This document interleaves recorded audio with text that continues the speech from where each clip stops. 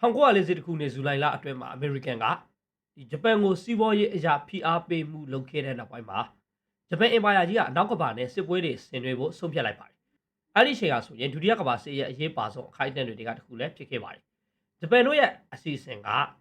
dash တွေသိမ်းပိုက်ထားတဲ့အရှေ့အာရှကိုလိုနီမြေတွေအပါအဝင်ဖိလစ်ပင်းနဲ့ဗြိတိရှရဲ့ကိုလိုနီတွေကိုလည်းသိမ်းမယ်။ပြီးတော့မှပလေးစိတ်ကမ်းမှာရှိတဲ့အမေရိကန်တို့ရဲ့ပစိဖိတ်တပ်ဖွဲ့တစ်ထက်လုံးကိုရှေ့မုံးပစ်ဖို့ပဲဖြစ်ပါတယ်။အဲ့ဒီစီဇန်တွေအားလုံးကိုစက်တင်ဘာလအတွင်းမှာအပိသက်ပြန်လည်ရေးဆွဲခဲ့ပြီးတော့မှနိုဝင်ဘာလနောက်ပိုင်းမှာတော့စစ်စင်ရေးတွေကိုအကောင့်တွေဖော်ဖို့အတွက်ဂျပန်ကအသစ်ဖြစ်နေခဲ့ပါတယ်။ဟုတ်ပါတယ်ကျွန်တော်ဒီနေ့ဗီဒီယိုမှာတော့ကမ္ဘာသမိုင်းစာမျက်နှာမှာအရေးပါဆုံးအခိုက်အတန့်တွေကတခုအဖြစ်မှတ်တမ်းဝင်ခဲ့တဲ့ပလေးစိတ်ကမ်းတိုက်ခိုက်ခံရမှုအကြောင်းကိုပြည့်ပြည့်စုံစုံပြောပြပေးတော့မှာဖြစ်ပါတယ်။ဒီဗီဒီယိုကရရှိတဲ့ဝင်ငွေကိုတော့ဒီငလျင်ဘေးတင်းတဲ့ပြည်သူတွေကိုလူတဲတော့မှာမို့လို့ဗီဒီယိုလေးကိုအဆုံးထိလိုက်ပါကြည့်ရှုပေးဖို့တောင်းဆိုချင်ပါတယ်။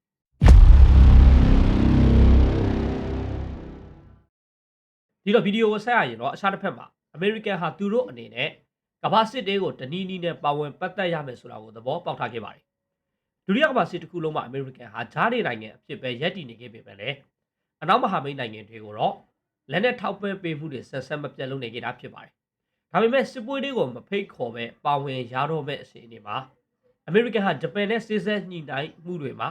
အချိန်ခက်ရှည်ရှည်လေးဆွေးထားပြီးတော့မှအရေးအကြောင်းကြုံရကမ္ဘာစစ်တေးကိုကိုယ်တိုင်ကိုယ်ချပါဝင်နိုင်အောင်စစ်ပြင်နေခဲ့ပါတယ်။ဒါပေမဲ့လည်း1940ခုနှစ်နိုဝင်ဘာလ26ရက်နေ့မှာတော့ဂျပန်ဟာဒုဗိုလ်ချုပ်ကြီးနာဂူမိုရှူအီရှီဦးဆောင်တဲ့ဂျပန်တပ်တွေဟာဒီအရှေ့ဆက်စကန်ကနေထွက်လာခဲ့ပြီးတော့မှဟာဝိုင်အီကျွန်းစုတွေစီကိုဥတီလာခဲ့တဲ့အချိန်မှာတော့အမေရိကန်အတွက်ကအချိန်သိမ်းမရှိတော့ပါဘူး။အမေရိကန်ရဲ့ဟာဝိုင်အီမှာဂျပန်တို့အဓိကပြစ်မှတ်ထားတိုက်ခိုက်မဲ့နေရာကတော့ပလေးစိတ်ကမ်းပဲဖြစ်ပါတယ်။ပလေးစိတ်ကမ်းရဲ့ပထဝီမြေပြင်အားသာချက်တွေအရ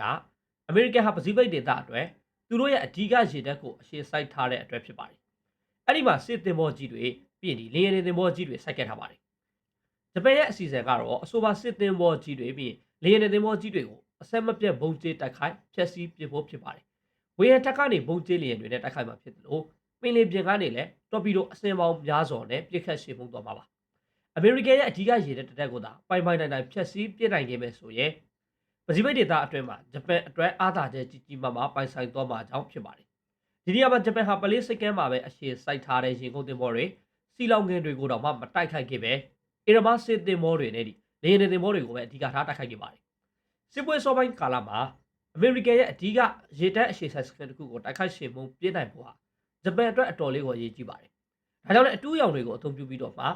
ှဒီကြိုတင်ပြင်ဆင်မှုပေါင်းများစွာကိုလည်းလုပ်ခဲ့တာပါ။ဂျပန်တိုက်လေယာဉ်မှုတွေအနေနဲ့ပေါ့နော်ဒီပြစ်မှတ်တွေကိုပိုင်နိုင်တိခက်တိုက်ခိုက်ရှင်မှုပြင်းနိုင်ဖို့အတွက်လေထဲမှာနိုင်ပေါင်းများစွာအချိန်ယူပြင်ဆင်လေ့ကျင့်ခဲ့တယ်လို့တိုင်းနဲ့ဒီဝဲလိုမျိုးတော်ပီဒိုတွေကိုလည်းတိတိကျကျပစ်ခတ်နိုင်ဖို့အတွက်အထူးအစီအစဉ်ပေါင်းများစွာနဲ့လေ့ကျင့်ခဲ့ပါတယ်။ဒါပေမဲ့လည်းဗိုလ်ချုပ်ကြီးရာမာမိုတိုအီဆိုရိုကူချမှတ်ထားတဲ့စစ်စင်ရေးမှာအာဏာချက်တချို့တော့ရှိနေပါတယ်။ပထမတစ်ခုကတော့ပလေးစိတ်ကမ်းဟာရေတပ်အစီအစဉ်စကန်တစ်ခုဖြစ်တဲ့အတွက်အမေရိကန်အနေနဲ့ကင်းစင်ရေးအစီအစဉ်တွေကိုအချိန်တိုအတွင်းမှာစတင်သွားနိုင်တယ်။ဒါဆိုရင်အမှုတဲပေါင်းများစွာဟာအစီအစဉ်တကြပဲစိတ်ကမ်းကိုစွန့်ခေါ်သွားနိုင်ပြီးတော့မှအမေရိကန်အတွက်အထူးအကြဆုံးနေနိုင်သမျှနေအောင်လုံတော်လို့ရတော့မှာဖြစ်ပါတယ်။နောက်ထပ်အားသာချက်တစ်ခုကအမေရိကန်ရဲ့စစ်သင်္ဘောတွေဟာရေတိမ်ပိုင်းမှာစိုက်ကက်ထားတာဖြစ်တဲ့အတွက်ပျက်စီးသွားတဲ့စစ်သင်္ဘောတွေကိုအချိန်တိုအတွင်းမှာပြင်လေဆေးယူနိုင်ပြီးတော့မှပြင်ဆင်ရမှာတက်တာသွားနိုင်တာပါ။ဘာပဲဖြစ်ဖြစ်ဓာတ်တွေကလက်ခံလို့ရတယ်ဆိုရင်တော့မှနောက်ထပ်အကြီးမားဆုံးအားနည်းချက်တစ်ခုကရှိနေပါသေးတယ်။အဲ့ဒါကတော့ဂျပန်တွေပလေးစိတ်ကမ်းကိုတိုက်ခိုက်မဲ့နေ့မှာအမေရိကန်ရဲ့ပစိဖိတ်တပ်ဖွဲ့ကလေယာဉ်သင်္ဘော30ဟာပလေးစိတ်ကမ်းမှာရှိမနေတာပါပဲ။ဒါကိုလည်းစိတ်ကမ်းတွေကိုထိထားတဲ့စပိုင်တွေကဂျပန်တာဝန်ရှိသူတွေကိုတတိပေးထားပြီးဖြစ်တဲ့အတွက်ကြိုတင်သိရှိထားတာဖြစ်ပါတယ်။ဒီလေယာဉ်သင်္ဘောတွေဟာအဓိကပြစ်မှတ်ဖြစ်နေရတာမှာပဲဂျပန်ဟာကြိုတင်သတ်မှတ်ထားတဲ့နေ့မှာပဲပလေးစိတ်ကမ်းကိုတိုက်ခိုက်စေမှုတော့ဖို့နောက်ဆုံးမှာစုံပြည့်ချက်ရှာခဲ့ပါတယ်။ပလေးစိတ်ကမ်းတွေကိုတော်ကြည့်မယ်ဆိုရင်တော့ဒီဘိုရှိုးဝါတာရှော့နဲ့ဗိုလ်ချုပ်ကြီးဟက်စဘက်ကင်မဲတို့တူဟာမကြခင်မှာသူတို့ရဲ့ပလေးစိတ်ကမ်းကိုဒီဂျပန်တွေလာတိုက်နိုင်တယ်ဆိုတာကိုတော့ကြိုတင်သတင်းရထားခဲ့ပါတယ်။ရေတပ်ကိုအသုံးချပြီးတော့မှကျူးကျော်တိုက်ခိုက်တာမျိုးပဲဖြစ်ဖြစ်အထူးတပ်ဖွဲ့တွေဆေလွှတ်ပြီးတော့မှစိတ်ကမ်းရဲ့အဓိကကျတဲ့နေရာတွေကိုတိုက်ခိုက်ဖျက်ဆီးတာမျိုးပဲဖြစ်ဖြစ်လှုပ်လာနိုင်တယ်ဆိုပြီးတော့မှအမေရိကန်တွေဘက်ကယူဆထားခဲ့တာဖြစ်ပါတယ်။ဒါကြောင့်ပဲစိတ်ကမ်းထက်ကဒီဝီလာလေယာဉ်ခွင်းမှာလေယာဉ်တွေကိုတစုတစည်းတွေထားလိုက်ပါတယ်။ပြီးတော့မှလန်ဒန်ခင်းရန်တွေကိုလည်းလုံခြုံအောင်တင်စီထားလိုက်ပါတယ်။ကမ်းခြေတစ်လျှောက်ကအမြောက်တွေကိုလည်းအသင်းပြင်ထားခဲ့ပြီးတော့မှပင်လယ်ပြင်ထက်မှာတော့ကင်းလင်းသင်္ဘောတွေဟာစိတ်ကမ်းအထင်းမှာရောအပြင်မှာပါအချိန်ပြည့်ကင်းလင်းနေခဲ့ပါတယ်။ ဒီရင်ကုန်တင်မောတွေရဲ့တိုက်ခိုက်မှုကိုကောက်ကွယ်နိုင်ဖို့အတွက်လည်းစစ်တင်မောတွေနဲ့ရေထဲတိုက်လေရင်တွေကိုအသင်းပြင်ထားခဲ့ပါတယ်။ခွေလာလေရင်ဝင်းမှာလေရင်တွေကိုတစုတစည်းတွေထားလိုက်တာကဝင်းဟန်တိုက်ခိုက်မှုတွေခံရလို့ရှိရင်အထီးအခိုက်များသောမှာမှန်ပေမဲ့လည်းအဲ့ဒီချိန်တုန်းကအမေရိကန်တွေဟာဒီဂျပန်ကပလေးစကန်ကိုတိုက်ခိုက်လာမယ်ဆိုရင်ဝင်းဟန်ထက်ကနေတော့မတိုက်နိုင်ဘူးဆိုပြီးတော့မှအတွက်လွေသွားခဲ့တာပါ။ဒီလိုနဲ့ပဲ1940ခုနှစ်ဒီဇင်ဘာ2ရက်နေ့မှာတော့ဒူးဗိုလ်ချုပ်ကြီးနာဂူမိုဥဆောင်တဲ့ဂျပန်ရေတပ်ဟာပလေးစကန်စီဥတီလာနေစဉ်မှာပဲနောက်ဆုံးပြင်ဆင်မှုတွေလုပ်ထားဖို့အမိန့်ရလာပါတယ်။အဲ့ဒီနောက်9ရက်လောက်အကြာမှာစစ်စင်ရေးကိုအကောင်တွေဖော်ထုတ်ဖို့ရက်တပ်ပတ်လိုက်ပါတယ်။တောရလဲတစ်ချောင်းမှာအမေရိကန်စစ်တင်မောတွေနဲ့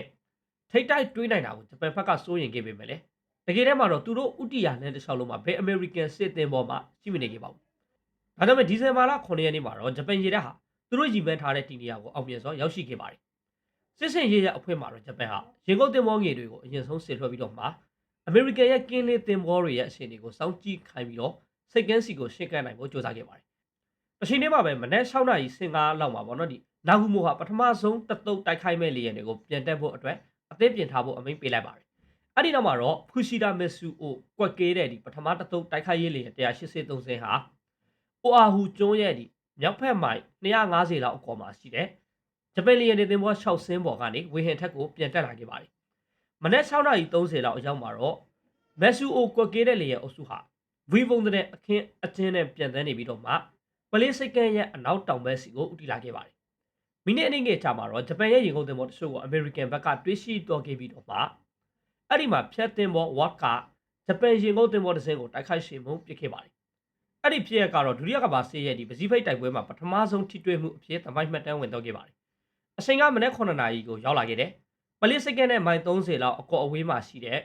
အိုပါနာတောင်ကုန်းရဲ့ရေဒါစကန်ဟာပလေးစကန်စီကိုလေယာဉ်အစင်း90နဲ့အထက်ဥတီပြန်တန်းလာနေတာကိုတွေ့ရှိခဲ့ပါတယ်။ဒီသတင်းကိုဆက်ရှင်းဆိုသလိုပဲပလေးစကန်မှာရှိတဲ့ရုံချုပ်စီကိုအကြောင်းကြားခဲ့ပေမဲ့ကန်ဆိုးကျင်တော့သတင်းလက်ခံမဲ့အရာရှိဟာအဲ့ဒီချိန်မှာမနက်စာတော်စားနေခဲ့တဲ့အတွက်အမေရိကန်အခက်ဂျပန်အဆက်ဖြစ်သွားခဲ့တာပါ။အဲ့ဒီချိန်မှာဂျပန်ဒူးဗိုလ်ချုပ်ကြီးနာဂူမိုကတော့ဒီဒုတိယအတုပ်အဖြစ်တိုက်လေယာဉ်168စင်းကိုအသင်းပြင်ထားဖို့တောင်မှအမိန့်ပေးထားခဲ့ပြီးပါပြီ။ဒုတိယအတုပ်ကိုတော့ဒီရှီမာဇာကီရှီဂီကာဇူကကွက်ကင်းမှာဖြစ်ပါတယ်။ဖူရှီဒါဥဆောင်နေတဲ့ပထမတတုတ်ကတော့ဒီမနေ့9နာရီမိနစ်40လောက်မှာအိုအာဟူကျွန်းရဲ့ဒီမြောက်ဖက်ကမ်းရိုးထဲကိုရောက်ရှိခဲ့ပြီးတော့မှသူတို့ရှိမြင်ခွဲမှာဒီရန်တူးလေရင်တစင်းတလင်းမှာရှိမနေတော့တာကိုတွေ့ခဲ့ပါတယ်။ဒါနဲ့ပဲ9နာရီ49မိနစ်မှာတော့သူ့ရဲ့လေရင်အုပ်ကိုတိုက်ခိုက်ဖို့အတွက်အသင်းအနေအထားကိုခက်လွယ်ပဲပြင်ခိုင်းလိုက်ပါတယ်။အဲ့ဒီနောက်မှာတော့ဂျပန်ဘုံကြီးလေရင်အုပ်စုနဲ့တော်ပီဒိုလေရင်အုပ်စုတွေဟာသူတို့ကိုစေခိုင်းထားတဲ့စစ်စင်ရေးတွေကိုအပြိုင်နဲ့တီးအကောင်တွေဖော်ခဲ့ပါတော့တယ်။ခွေလာလေရင်ကွင်းဟာပလေးစိတ်ကန်တစ်ခုလုံးရဲ့လေရင်အများစုရှိနေတဲ့လေရင်ကွင်းပြီးအဓိကပြစ်မှတ်ဖြစ်ခဲ့ပြီးတော့မှဒီပထမဆုံးတိုက်ခိုက်မှုမှာနေမယ်ဂျပန်ရဲ့ဘုံကြီးလေရင်9ဆင်းဟာတရက်ဆက်ကိုပဲတိုက်ခိုက်ခဲ့တယ်လို့စက်တနက်တွင်နဲ့လည်းအဆက်မပြတ်ပြစ်ခတ်ရှည်မှုပြစ်ခဲ့ပါတယ်။ရတဲ့အနေနဲ့ကတော့ခွေလာလေရင်ကွင်းမှာရှိနေတဲ့အမေရိကန်လေရင်အများစုဟာသုံးလို့မရတော့အောင်ကိုအပြစ်အဝပျက်စီးတော်ခဲ့ပါတယ်။ဒါပေမဲ့အဲ့ဒီတွေကစင်းနှစင်းကတော့ဂျပန်တွေကိုအလင်းအမြင်တုံးပြင်ဖို့စီဂျင်ထိုးတိုက်ပွဲတွေဆင်နိုင်ဖို့အတွက်ဝင်းရင်ထက်ကိုပြန်တက်လာနိုင်ခဲ့ပါတယ်။တစ်ချိန်လေးမှာပဲတော်ပီဒိုလီယန်အုပ်စုကလည်းလမ်းကြောင်းနှစ်ကြောင်းခွေထွက်တော်ခဲ့ပြီးတော့မှ16ဆင်းလောက်ဟာဒီဖိုးကျွန်းရဲ့ဒီအနောက်မြောက်ဘက်မှာရှိတဲ့ပြစ်မှတ်တွေကိုတိုက်ခိုက်ရှင်မှုပြစ်နိုင်ဖို့ဥတီတော်ခဲ့ပြီးတော့မှ24ဆင်းကတော့တောင်ပိုင်းကစစ်တင်ဘောတွေနဲ့လေယာဉ်တွေကိုအဓိကပြစ်မှတ်ထားခဲ့ပါတယ်။နောက်ထပ်စစ်ဆင်းလောက်ကတော့အိုအာဟူကျွန်းရဲ့အရှေ့ပိုင်းမှာရှိတဲ့ကာနီအိုဟီမြို့နယ်ကိုဥတီတော်ခဲ့ပြီးတော့မှမနက်9:53မိနစ်မှာတော့အဲ့ဒီမှာရှိတဲ့အမေရိကန်လေယာဉ်တွေကိုအပြည့်အဝပဲဖျက်ဆီးပြစ်နိုင်ခဲ့ပါတယ်။အီဝါမရင်းလေတဲ့အရှေ့ဆိုင်စခန်းဟာလည်းဂျပန်တွေရဲ့တိုက်ခိုက်မှုကိုပြင်းပြင်းထန်ထန်ခံခဲ့ရပြီးတော့မှ F4FD Wildcat လေယာဉ်တွေပြီးထောင်လဲဆောင်ကြည့်ဘုံကျင်းလေယာဉ်တွေအပါအဝင်လေယာဉ်အားလုံးဒီပါဟာဂျပန်ရဲ့တိုက်ခိုက်မှုအောက်မှာမီဟုံဟုံတောက်ပြီးတော့မှလုံအောင်ကိုပျက်စီးတော်ခဲ့ပါတယ်။ဘေးပတ်ပတ်လေတွေစားတဲ့တိုက်ခိုက်ခံရပြီးနောက်မှာပလေးစက္ကန့်ဟာလည်းဒီ9:55မိနစ်လောက်မှာပဲဂျပန်ရဲ့တိုက်ခိုက်မှုအောက်ကိုရောက်တော့ခဲ့ပါပြီ။အဲ့ဒီမှာအမေရိကန်ရဲ့ပစိဖိတ်တပ်ဖွဲ့တစ်လုံးဟာလုံအောင်ကိုပဲဒီရုတ်တရက်အလေးအငိုက်တိုက်ခိုက်ခံရပြီးတော့မှဂျပန်ရဲ့တရက်ဆက်တိုက်ခိုက်မှုတွေအောက်မှာအလေးလေးအပြိုပြိုဖြစ်တော့ခဲ့ပါတယ်။ဂျပန်ရဲ့ပုံကျင်းလေယာဉ်တွေဟာဒီရေပက်မဝင်နိုင်လောက်အောင်ကိုပဲဘုံတွေကိုအဆက်မပြတ်ကျင်းနေခဲ့တယ်လို့တော်ပီဒိုလေယာဉ်တွေဟာလည်းပလေးစိတ်ကန်တွေကိုထိုးဆိုင်ရှာနေခဲ့တာပါ။အဲ့ဒီကနေတော်ပီဒိုအစင်းပေါင်းများစွာလည်းဒီပလေးစိတ်ကန်ရဲ့ရေပြင်ထက်ကိုထိုးဆင်းရှာလာခဲ့ပါတယ်။ဖိုးကျွန်းရဲ့ဒီအနောက်မြောက်ပိုင်းမှာရှိတဲ့စစ်တင်ဘောဟောင်းဥတက်နဲ့ဒီခရူဇာရာလစ်စစ်တင်ဘောနှစ်စင်းဟာလည်းတော်ပီဒိုပောက်ကွေးမှုတွေအောက်မှာရှာလေးတော့ပါတယ် ကျွန်းရဲ့တောင်ပိုင်းမှာဆိုရင်လည်းဒီဂျပန်လေယာဉ်အုပ်စုရဲ့တိုက်ခိုက်မှုကြောင့်ဒီခရူဆာဟီလီနာဟာမောစာကျေသွားခဲ့ပါတယ်။ပလေးစိတ်ကမ်းမှာပဲရှိတဲ့ဒီရေတပ်အခြေစိုက်စခန်းတစ်ခုဖြစ်တဲ့ Battleship Row မှာဆိုရင်လည်းဒီတိုက်တင်ဘောကြီးဒီအိုကလာဟိုမာဟာမနေ့9:58မိနစ်မှာတော်ပီဒိုထိမှန်ခဲ့တဲ့ပထမဆုံးအဆင့်ဖြစ်ခဲ့ပါတယ်။အဲ့ဒီအချိန်ရောက်မှာတော့ဒီပလေးစိတ်ကမ်းတစ်ခုလုံးကလည်းအရေးပေါ်အဆက်ပေးတဲ့တဝီဝီနဲ့ဖြစ်နေခဲ့ပြီးတော့မှအမေရိကန်တပ်သားတွေဟာဂျပန်တိုက်လေယာဉ်တွေကိုပစ်ချဖို့အတွက်လေယာဉ်ပစ်တဲ့နက်တွေစီကိုပြေးလောနေရယူနေကြပြီဖြစ်ပါတယ်။မနေ့၈နာရီမှာတော့တိုက်တင်ဘောကြီးဒီအိုကလာဟိုမာဟာတော်ပီဒိုအနည်းဆုံး30နဲ့အထက်ထိမှန်ထားပြီးဖြစ်ပြီးတော့မှနောက်ဆုံးမှာတော့မှောက်သွားခဲ့ပါတော့တယ်။အစတိုက်တင်ဘောတစ်စင်းဖြစ်တဲ့အရီဇိုနာဟာလည်းဘုံထိမှန်ခဲ့ပြီးတော့မှတင်ဘောကွန်ဘတ်ပေါက်သွားခဲ့တယ်လို့ပောက်ကွေ့မှုအနေငယ်လည်းဖြစ်ခဲ့ပါတယ်။ပြင်ဆင်ရေးတင်ဘောဒီ battle ကိုလည်းဘုံတွေတရက်ဆက်ထိမှန်ခဲ့ပေမဲ့လည်းမိတောက်တွေဂျားတွေကနေပဲဂျပန်တိုက်လေယာဉ်တွေကိုပြန်လေပြစ်ခတ်နိုင်ခဲ့တာကတော့ရှီကျူးစရာပါ။အိုကလာဟိုမာရဲ့နောက်မှာတော့နောက်ထပ်တိုက်တင်ဘောတစ်စင်းဖြစ်တဲ့ West Virginia လည်းရှိနေပြီးတော့မှဘုံနှလုံးထိပြီးတော့မှမိန်ဟုံဟုံတောက်နေခဲ့ပါတယ်။ပြီးတော့မှ West Virginia ကိုတော်ပီဒိုအစင်းပေါင်း9စင်းအထိထိမှန်ခဲ့ပြီးတော့မှတင်ဘောတစ်စင်းလုံးဟောင်းလောင်ပေါက်ဖြစ်တော့တဲ့အထိပျက်စီးမှုကကြီးမားခဲ့ပါတယ်။အခြားတစ်ဖက်မှာလည်းတိုက်တင်ဘောတစ်စင်းဖြစ်တဲ့ကယ်လီဖိုးနီးယားဟာလည်းမနေ့8:05မိနစ်လောက်မှာဂျပန်တိုက်လေယာဉ်တွေရဲ့တော်ပီဒိုလက်ချက်စားပြီးတော့မှမိခဲ့ပါတယ်။ဆိုတော့ကယ်လီဖိုးနီးယားဟာလည်းဒီ West Virginia လိုပဲတင်ဘောကိုထေမှာအင်ရမအပေါက်ကြီးတစ်ခုဖြစ်တော့ခဲ့ပြီးတော့မှရေအောက်ကိုတဖြည်းဖြည်းနဲ့နေမြုပ်တော့ခဲ့ပါတော့တယ်။မနေ့8:06မိနစ်မှာတော့တိုက်တင်ဘောဖြစ်တဲ့ဒီ Arizona ဟာဘုံနဲ့တော်ပီဒို၄ချိန်လောက်အထိထိမှန်ထားပြီးဖြစ်ပြီးတော့မှအဲ့ဒီနောက်မှာတော့တင်ဘောရင်းမှာရှိတဲ့လက်နက်ခဲယမ်းတွေကိုပါထိမှန်တော့ခဲ့တဲ့အတွက်တဝုံဝုံနဲ့စတင်ပေါက်ကွေးထွက်လာပါတော့တယ်။ Arizona ကနေထွက်လာတဲ့ဒီမီလုံးမီးဟုံတွေဟာအင်မတန်မှကိုပဲကြီးမားလွန်းတဲ့အတွက်သူ့ဘက်ကဒီပြင်ဆင်ရေးတင်ဘောဖြစ်တဲ့ Bastel ကိုပါထိခိုက်ခဲ့ပါတယ်။ဒီနယ်တွေကြောင့်ပဲ Bastel ပါထက်ဆင်းပေါက်ကွေးခဲ့ပြီးတော့မှတင်ဘောတက်ကအရာရှိကာဆယ်ရန်တယောက်ဘေးကင်းရာစီကိုခုန်ဆင်းခဲ့ရတဲ့အဖြစ်ကိုရောက်တော့ခဲ့တာပါ။ Arizona ကနေထွက်လာတဲ့စီးတွေဟာ West Virginia စီကိုပါရောက်လာခဲ့ပြီးတော့မှအဲ့ဒီနောက်မှာတော့ Battleship Road တစ်ခုလုံးမီလုံးမီဟုံတွေနဲ့ဒီတဝုံဝုံပေါက်ခွဲနေခဲ့ပါတယ်။နောက်တော့ဒီ West Virginia ပါရေအောက်ကိုရောက်တော့ခဲ့ပါတယ်။ပြောရရင်ပလေးစိတ်ကန်က Battleship Road အခြေစိုက်စကန်ဟာတိုက်တင်ဘောကြီး90ဒီရက်တက်ထားတဲ့နေရာဖြစ်ပြီးတော့မှဂျပန်တွေရဲ့တိုက်ခိုက်မှုအောက်မှာအထီးအနာဆုံးစကန်တွေကတခုအဖြစ်သမိုင်းမှတ်တမ်းဝင်တော့ခဲ့ပါတယ်။တိုက်တင်ဘောအိုကလာဟိုမာဘော်ကဒီအမှုထဲပေါင်း429ယောက်ကြာဆုံးခဲ့တယ်လို့ Arizona မှာလည်းကွန်မန်ဒါ2ယောက်ပါဝင်အမှုထဲပေါင်းဒီ1189ယောက်ကြာဆုံးခဲ့ပါတယ်။ဒီအရေအတွက်ဟာပလေးစိတ်ကန်တိုက်ခိုက်ခံရမှုကြောင့်အမေရိကန်တပ်သားတွေကြာရှုံးမှုစုစုပေါင်းပမာဏရဲ့တဝက်နီးပါးအရေအတွက်ဖြစ်ပါတယ်။တစ်ဆက်တည်းမှာပဲဒီအမေရိကန်ရဲ့လေယာဉ်တင်ဘော Enterprise ပေါ်ကနေ SBD Dallas ထောက်လှမ်းရေးဘုံကျဲလေယာဉ်တပ်ဖွဲ့တစ်ဖွဲ့ကိုစေလွှတ်ခဲ့ပေမဲ့လည်းဂျပန်တိုက်လေယာဉ်တွေရဲ့တိုက်ခိုက်မှုတွေကိုတော့တားဆီးနိုင်သောမရှိခဲ့ပါဘူး။ဒါကြောင့်လည်းဒီ Hackett လေယာဉ်ကွင်းပေါ်ကတဝက်လောက်ဟာမီဟိုဟုံတောက်ပြီးတော့မှပျက်စီးသွားခဲ့ပါတယ်။မနေ့8:10မိနစ်ကိုရောက်ရှိလာခဲ့ပါပြီ။အဲ့ဒီအချိန်ထိလည်းဒီဂျပန်ရဲ့တိုက်လေယာဉ်တွေဟာရက်တက်တော်ခြင်းမရှိသေးပါဘူး။တော်ပီဒိုဘုံကျဲလေယာဉ်တွေဟာတိုက်တင်ဘောဒီနီဗားဒါကိုလည်းတွစ်စီတော်ခဲ့ပြီးတော့မှတိုက်ခိုက်ဖျက်ဆီးခဲ့ပါတယ်။ဒါပေမဲ့လည်းဒီချိန်မှာလည်းအမေရိကန်တပ်သားတွေဟာဂျပန်တိုက်လေယာဉ်တွေကိုလေယာဉ်ပစ်တဲ့နက်တွေနဲ့ပြန်လည်ပစ်ချနိုင်ခဲ့ပြီးဖြစ်ပါတယ်။နောက်10မိနစ်အကြာမှာလည်းဒီတိုက်တင်ဘော Arizona ရှိတဲ့တဝိုက်မှာအတိုက်အခိုက်အပြက်အစည်းတွေကအစိမ်အဟုန်ကောင်းနေစေဖြစ်ပြီးတော့မှတိုက်တင်ဘောဖြစ်တဲ့ဒီတန်နယ်စီဟာလည်းဘုံနှလုံးထိမှန်ခဲ့ပါတယ်။ဒါပေမဲ့ကန်ကောင်းထောင်းမစော်နဲ့ပဲဒီကြီးကြီးမားမားထိခိုက်မှုတော့မဖြစ်ခဲ့ပါဘူး။ဘုံတွေကနေထွက်လာတဲ့အစားအနာတွေကြောင့် West Virginia တိုက်တင်ဘောပေါ်ကကက်ပတိန်မာဗန်ဗန်ဒီယွန်ကတော့ကြာဆုံးတော့ခဲ့ပါတယ်။မနေ့8:30အရောက်မှာတော့ဂျပန်ရဲ့ဒီလေယာဉ်တင်ဘောတစ်စင်းဟာတိုက်တင်ဘောပန်ဆယ်ဗေးနီးယားကိုလည်းရှာတွေ့သွားခဲ့တဲ့အတွက်နောက်15မိနစ်အတွင်းမှာဘုံကျဲတိုက်ခိုက်ဖို့တိုက်လေယာဉ်တွေကိုအမိန့်ပေးခဲ့ပါတယ်။တစ်ချိန်တည်းမှာပဲဒီရှီမာဇာကီရဲ့ဒုတိယတသုတ်တိုက်လေယာဉ်အုပ်စုဟာဒီအိုဟာဟူကျွန်းရဲ့အရှိတ်ပတ်ကမ်းရိုးထဲကိုရောက်လာခဲ့ပါတယ်။အဲ့ဒီနောက်မှာတော့တိုက်ခိုက်ဖို့အတွက်အသည့်အနေထားပြင်ပြီးတော့မှအမိန့်ကိုစောင့်ပါတယ်။အမိန့်ရပြီးတဲ့နောက်မှာတော့မနေ့8:45မိနစ်မှာတိုက်ခိုက်မှုတွေကိုစတင်ခဲ့ပြီးတော့မှဒီတိုက်တင်ဘောကယ်လီဖိုးနီးယားကိုမီဟုံဟုံတောက်သွားစေပြီးတော့အထိနာစေခဲ့ပါတယ်။ဒါတော့မှကယ်လီဖိုးနီးယားဟာနောက်ထပ်နိုင်အနည်းငယ်လောက်အကြာမှာခုခံတိုက်ခိုက်မှုတွေပြန်လုပ်နိုင်ခဲ့ပါသေးတယ်။ဒီဘာသာတိုက်တင်ဘောဟာဆိုရင်လည်းဂျပန်တိုက်လေယာဉ်တွေရဲ့တိုက်ခိုက်မှုဂျားတွေကနေပဲ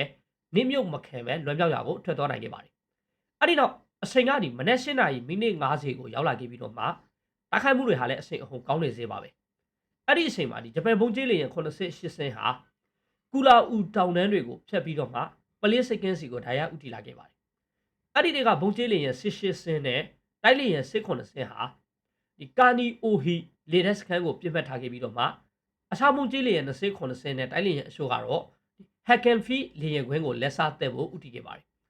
မနက်9နာရီအရောက်မှပလေးစိတ်ကန်ရဲ့ကြားဆုံးစည်ရင်းနဲ့ထိခိုက်ပျက်စီးမှုစည်ရင်းတွေဟာမြင့်တက်နေစေဖြစ်ပါတယ်ဒါပေမဲ့လည်းဒီအချိန်မှာတော့အမေရိကန်ဘက်ကခုခံတိုက်ခိုက်မှုတွေဟာပုံမူပြီးတော့မှအားကောင်းလာခဲ့ပါတယ်ကာနီအိုဟီမာဆိုရင်ဂျပန်တွေဟာလေယာဉ်တိုးလောင်ယုံတွေကိုပြစ်မှတ်ထားတိုက်ခိုက်ခဲ့ပြီးတော့မှတိုးလောင်ယုံတစ်ခုကိုရှေ့မုံပစ်နိုင်ခဲ့ပါတယ်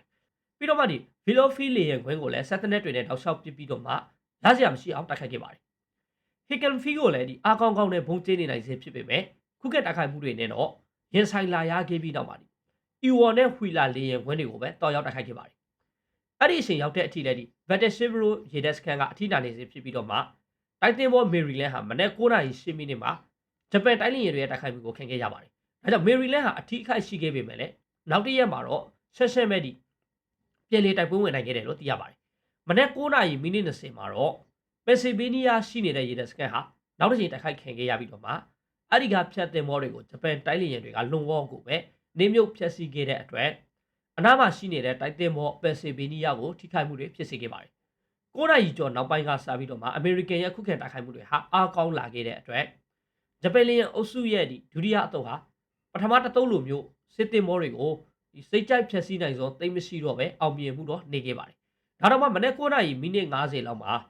နီဗားဒါတိုက်တင်မောကိုဂျပန်တိုင်းလျင်တွေကဘုံတွေကျေးနိုင်ခဲ့သေးတာပါ။နီဗားဒါဟာအထီးခိုက်ပျက်စီးတွေများခဲ့ပေမဲ့လုံးဝပျက်စီးသွားတဲ့အဆင့်အထိတော့မရောက်ခဲ့တာကခံသာတော့စေခဲ့ပါတယ်။ဒါပေမဲ့လည်းတိုက်တင်မောကယ်လီဖိုးနီးယားကတော့မနေ့10:00နာရီမှာထိခိုက်ပျက်စီးမှုကြီးမားနေခဲ့ပါပြီ။တရဆက်ကိုပဲတိုက်ခိုက်မှုခံခဲ့ရတဲ့အတွက်နောက်ဆုံးမှာတော့အမှုထမ်းတွေဟာကယ်လီဖိုးနီးယားကိုစွန့်ခေါ်တဲ့အဆင့်တောင်မှရောက်ခဲ့ပြီးတော့မှနောက်3ရက်လောက်အကြာမှာတော့ရေအောက်ထေကိုနေမြုပ်သွားခဲ့ပါတယ်။အဲ့ဒီနောက်မှာတော့ဂျပန်တို့ရဲ့ပလေးစိတ်ကန်တိုက်ခိုက်မှုကပြီးတဲ့လောက်ဖြစ်သွားခဲ့ပြီးတော့မှကွမ်မန်ဒါဖူရှိတာဟာအိုဟာအူကိုပက်ပြီးတော့မှထောင်းလန်းဆောင်ကြည့်မှုအရှို့လုပ်ခဲ့ပြီးတော့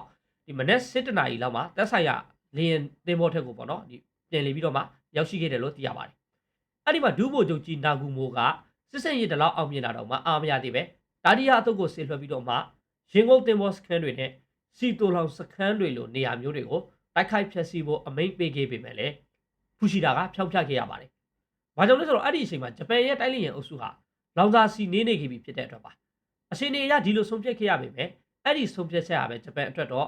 ့နောက်စစ်ပွဲတွေမှာအမှားယွင်းတစ်ခုလိုမျိုးဖြစ်သွားခဲ့ပါတယ်။ဘလို့ပဲပြောပြောပလေးစိတ်ကန်တိုက်ခိုက်မှုကဂျပန်အတွက်တော့ကြီးမားတဲ့အောင်မြင်မှုအဖြစ်သတ်မှတ်နိုင်ပါတယ်။အမေရိကန်ရဲ့တိုက်တင်ဘော80ဆင်းလောက်အထိကိုတိုက်ခိုက်ရှင်မှုပြစ်နိုင်ခဲ့တယ်လို့အခြားဒီစစ်တင်ဘောတွေကိုလည်းအထိနာစေခဲ့ပါတယ်။အဲ့ဒါပြင်အမေရိကန်ရဲ့လေယာဉ်အစင်း200ကျော်ကိုလည်းရှေ့မုံပြစ်နိုင်ခဲ့ပြီးတော့မှအနည်းဆုံးတပ်သားတွေ3500နီးပါးလဲကြာဆုံးခဲ့ပါတယ်။အကျိုးဆက်အနေနဲ့ဂျပန်ဟာပစိဖိတ်ဒေသတွေမှာအားသာချက်တစ်ခုရတော့ပြီးတော့မှသူတို့ရဲ့အစီအစဉ်တွေကိုရှစ်ဆက်နိုင်မဲ့အင်အားမျိုးကိုလည်းပိုင်ဆိုင်တော့ပါတယ်။ဒါပေမဲ့လည်းဟာဝိုင်အီကမီတောက်တွေမီဂိုတွေပြေလွန်းသွားပြီးတဲ့နောက်မှာတော့အမေရိကန်ဟာအိပ်ပျော်နေတဲ့ဘလူးကြီးတယောက်နိုးထလာသလိုပဲဒေါသအဆောင်ဆုံးထွက်ပြီးတော့မှဂျပန်ကိုကလေးစားရှေ့ဖို့လုပ်ခဲ့ပါတော့တယ်။တကယ်တော့အမေရိကန်ကိုဂျပန်ရဲ့စစ်ကြေညာမှုဟာပလေးစိတ်ကန်ကိုမတိုက်ခိုက်မီမှာဝါရှင်တန်ကိုရောက်ဖို့စီစဉ်ထားခဲ့ပေမဲ့လည်းပေးပို့မှုပိုင်းမှာနှောင့်နှေးမှုအဆိုးရှိခဲ့တာကြောင့်သာပလေးစိတ်ကန်ကိုတိုက်ခိုက်ပြီးတော့တနာရီကြာတော့မှသာရောက်ရှိခဲ့တယ်လို့သိရပါတယ်။နောက်တစ်ရက်မှာတော့အမေရိကန်သမ္မတဖရန်ကလင်ဒီရူးစဗယ်ဟာသမိုင်းဝင်မိန့်ခွန်းတစ်ခုပြောခဲ့ပြီးဒီမိန့်ခွန်းမှာဂျပန်ဟာအမေရိကန်ကိုစစ်မကြေညာပဲတမင်တကာအကျဉ်းရုပ်တိုက်ခိုက်ခဲ့တာကိုအလေးပေးပြောကြားခဲ့ပါတယ်